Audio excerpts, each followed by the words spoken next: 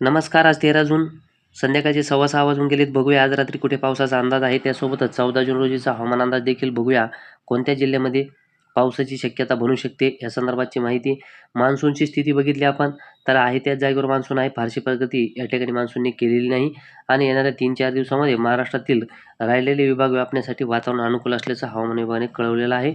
त्यानंतर कालचा पाऊस जर आपण बघितला तर पश्चिमी विदर्भामध्ये हलका ते मध्यम स्वरूपाचा, तुरळक ठिकाणी जोरदार पावसाच्या सरी आहेत. जळगाव आणि धुळेचा उत्तरेकडील विभाग, त्यासोबत नाशिकमध्ये देखील काहीसा जोरदार पाऊस. छत्रपती संभाजीनगरच्या वैजापूर तालुक्यामध्ये देखील मध्यम ते जोरदार पाऊस या ठिकाणी बरसलेला आहे किंवा काही ठिकाणी हलका पाऊस आहे. खास करून जो पाऊस आहे तर तो पुणे आणि अहमदनगर जिल्ह्यामध्ये मुसळधार पावसाच्या सरी या ठिकाणी बरसलेला आहेत. दक्षिणेकडे देखील सोलापूर मध्यम ते जोरदार, किनारपट्टीला देखील रत्नागिरीमध्ये मुसळधार पावसाच्या सरी आहेत. तर मुंबई, ठाणे, पालघरपर्यंत देखील मध्यम ते जोरदार पाऊस या ठिकाणी झालेला आहे. मराठवाड्यामध्ये फारसा पाऊस काल झालेला नाही. फक्त दक्षिणेकडे काहीसा लातूर, त्यासोबत परभणी, हिंगोलीच्या आसपास काहीसा पाऊस झालेला आहे आणि जसं की आपला अंदाज काल दक्षिणेकडील विभागामध्ये होता, या ठिकाणी थोडासा चुकलेला आहे. या ठिकाणी काल पाऊस झाला नाही. बाकी ठिकाणी दिलेल्या अंदाजाप्रमाणे पाऊस झालेला आहे. सध्याची स्थिती आपण जर बघितली, तीव्र गडगडाटी पावसाचे ढग आहेत तर ते लातूर, नांदेड, परभणीमध्ये देखील मध्यम ते जोरदार पाऊस दिला अशा प्रकारची स्थिती आहे. विजांचा देखील तुफान गडगडाट असेल ही स्थिती आपल्याला चंद्रपूरमध्ये देखील थोड्याफार जागेसाठी या ठिकाणी दिसत असेल. खूप मोठी व्याप्ती या ढगाची देखील नाही. यानंतर बीड, त्यासोबत पुण्याच्या देखील पूर्वेकडील विभागामध्ये तीव्र गडगडाट जोरदार पाऊस दिला अशी स्थिती.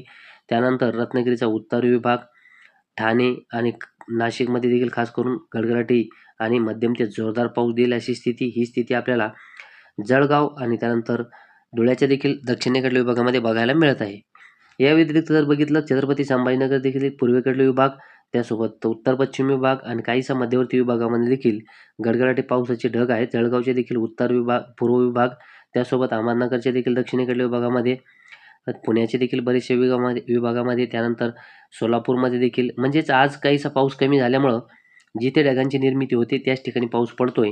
जेव्हा पाऊस होतो तेव्हा अशाच प्रकारची स्थिती निर्माण होते. बाष्पाचा पुरवठा पाहिजे तेवढ्या प्रमाणामध्ये होत नाही आणि जिथं ढग निर्मिती होतात त्याच ठिकाणी पाऊस देऊन हे ढग विरून जातात.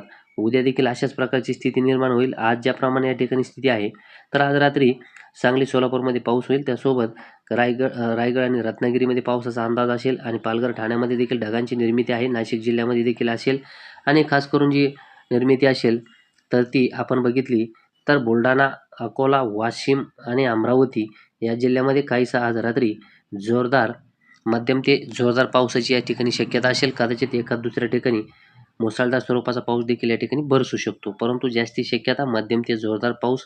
त्यानंतर वर्धा, नागपूरमध्ये देखील काहीसा आज रात्री पावसाची शक्यता या ठिकाणी हलका मध्यम पाऊस होऊ शकतो. चंद्रपूरमध्ये देखील उत्तरेकडील विभागामध्ये पाऊस या ठिकाणी होईल. ढगांची निर्मिती चालू आहे. त्यानंतर गडचिरोली, भंडारा, गोंदियाचा दक्षिणेकडील विभाग या ठिकाणी देखील आज रात्री पाऊस होण्याचा अंदाज आहे. या व्यतिरिक्त बाकी ठिकाणी देखील ज्या ठिकाणी ढगांची निर्मिती आहे त्या ठिकाणी पाऊस होईल. बाकी ठिकाणी मोठ्या पावसाची शक्यता नाही. खास करून छत्रपती संभाजीनगरचा दक्षिणेकडील आणि काहीसा पश्चिमेकडील विभाग जो आहे किंवा जालन्याचा देखील आणि बीडचा काही विभाग या ठिकाणी जोरदार वारे वाहण्याची या ठिकाणी शक्यता आहे आणि जेव्हा अशा प्रकारचे वारे वाहतील त्यामुळे या ठिकाणी हलक्या पावसाची किंवा हलक्या थेंबांची शक्यता आहे. हलका पाऊस सुद्धा खूप कमी शक्यता आहे, परंतु तरी देखील हलका पाऊस किंवा हलके थेंब या ठिकाणी होण्याचा अंदाज आहे. परंतु जोरदार वारे या ठिकाणी वाहतील छत्रपती संभाजीनगर आणि जालन्याच्या काही विभागामध्ये. त्यानंतर उद्यासाठीचा हवामान विभागाचा इशारा बघितला तर बुलढाणा, अकोला, वाशिम, त्यानंतर यवतमाळ या जिल्ह्यामध्ये विजांच्या कडकडाटासह ताशी 40 ते 50 किलोमीटर जोरदार वादळी वारे वाहून पाऊस होण्याचा येलो अलर्ट आहे. तर जालना, छत्रपती संभाजीनगर, जळगाव आणि अहमदनगर जिल्ह्यामध्ये हलका पाऊस होण्याचा किंवा एका दुसऱ्या ठिकाणी हलका गडगडाट होऊ शकतो अशा प्रकारची शक्यता आहे. आणि रायगड, रत्नागिरी, सिंधुदुर्ग या ठिकाणी मध्यम ते जोरदार पाऊस होण्याचा अंदाज देण्यात आलेला आहे. आपला हवामान अंदाज जर बघितला तर सध्या पाऊस कमी होतोय आणि शेतकऱ्यांनी देखील कुठल्याही प्रकारची शेतकऱ्याची तयारी नव्हती.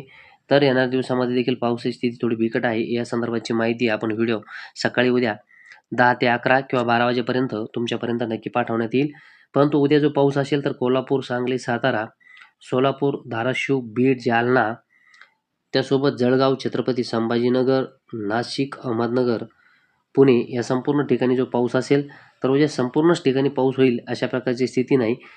परंतु या ठिकाणी जे तुम्हाला सांगण्यात आलेलं आहे या ठिकाणी उद्या पावसाची शक्यता आहे. छत्रपती संभाजीनगरच्या देखील दक्षिणेकडील विभाग असेल किंवा जालन्याचा देखील काहीसा पश्चिमेकडील विभाग, या संपूर्ण ठिकाणी निर्मिती होईल. त्यासोबत नांदेड, हिंगोली, परभणी, लातूर या ठिकाणी देखील उद्या निर्मितीचा अंदाज आहे.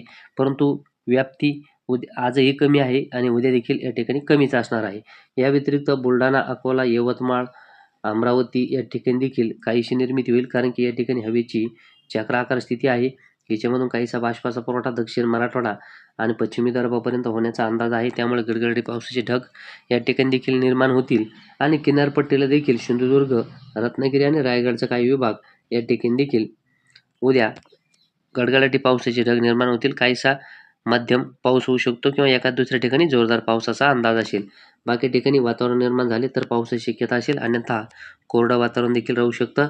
गडचिरोलीच्या देखील दक्षिणेकडील विभागामध्ये मध्यम ते जोरदार पावसाची शक्यता या ठिकाणी बनू शकते, कारण की चक्राकार स्थिती भलेही थोडंसं ताकद कमी होत चाललेली आहे तिची, परंतु तरी देखील काहीसा बाष्पाचा पुरवठा या ठिकाणी होईल आणि पावसाचा अंदाज असेल.